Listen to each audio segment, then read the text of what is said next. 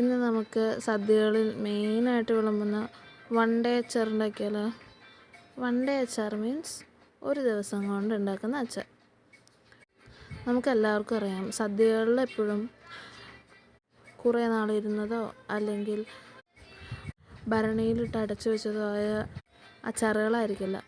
അതിൻ്റെ തലേ ദിവസം, സദ്യയുടെ തലേ ദിവസം നമുക്ക് പറ്റുന്ന വിധം ഉണ്ടാക്കുന്ന അച്ചാറായിരിക്കും. അതാണ് ഇന്ന് നോക്കാൻ പോകുന്നത്.